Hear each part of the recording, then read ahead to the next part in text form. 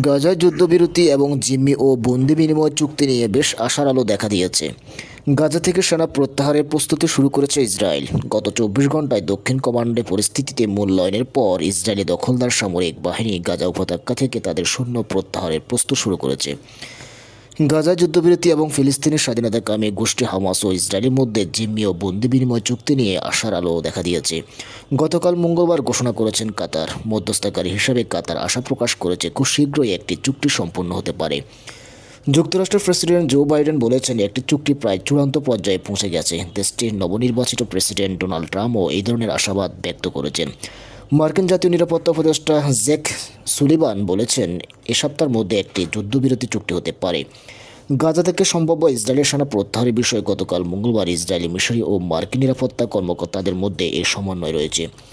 যুদ্ধবিরতি চুক্তি নিয়ে আলোচনা যখন চূড়ান্ত পর্যায়ে, তখন ইসরায়েলি দখলদার সরকার একটি রাজনৈতিক সূত্র বলেছেন হামাসকে কেবল সামরিক উপায়ে পরাজিত করা সম্ভব নয়।